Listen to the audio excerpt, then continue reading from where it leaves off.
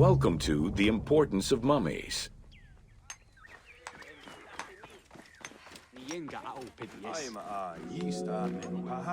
The first hieroglyph for embalmer appeared in pyramid texts of the Old Kingdom.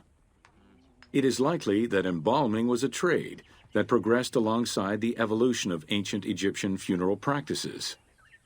While we still know nothing of how embalming came to be a profession, we do know that embalmers had a hierarchy, and that each embalmer specialized in a specific phase of the mummification process.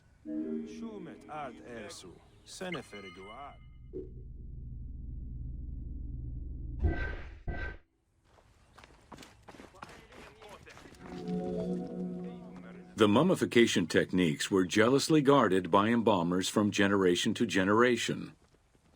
Despite their efforts, Herodotus and Diodorus discovered their methods in late antiquity, but historians were skeptical about the validity of the texts. It remained a mystery until two teams of modern medical legal scientists confirmed the process in 1994 and again in 2011.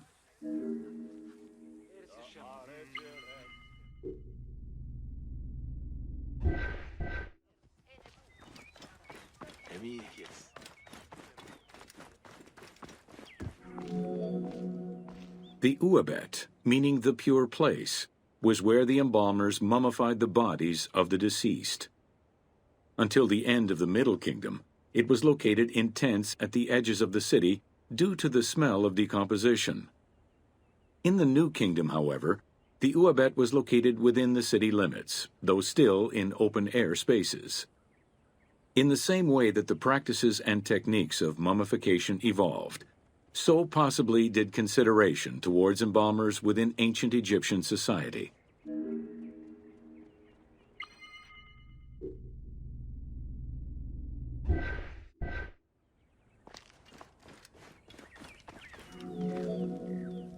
The pharaoh had access to the most elaborate of mummification rituals.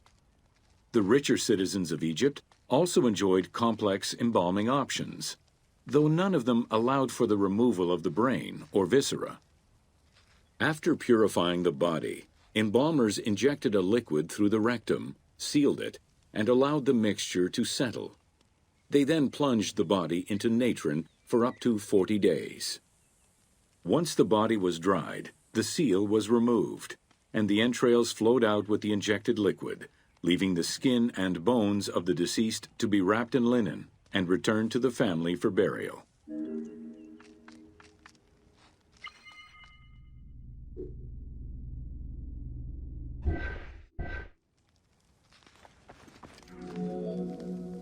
The least costly embalming option was for the embalmers to simply inject a product called surmaya and immerse the body in the natron for up to 40 days before handing it over to the family. For all those who could not afford any embalming process, desert burials offered a pauper's alternative to preserve the bodies of the dead.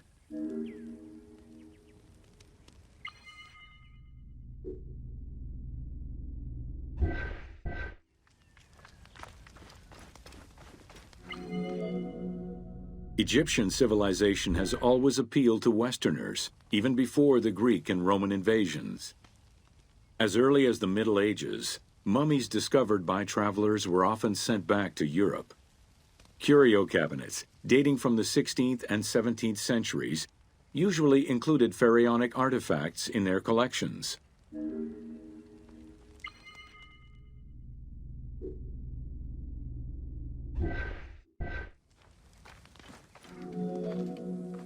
The Egyptomania phenomenon was heralded by Napoleon Bonaparte's Egyptian campaign, which lasted from 1798 to 1802.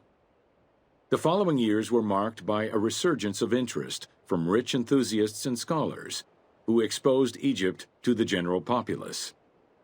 Many research societies focusing on Egyptology were founded during those years.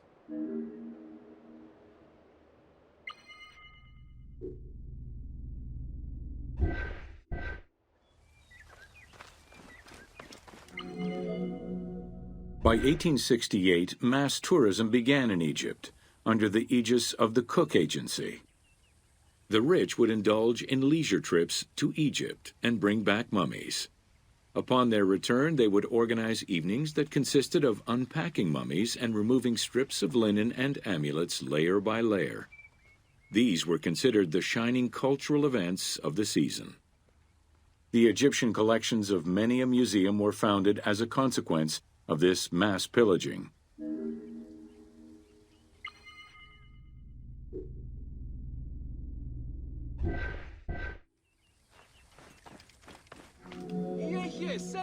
Thanks to those dubious parties, the fantasy of a mummy coming back to life, seeking revenge on its defilers, was born.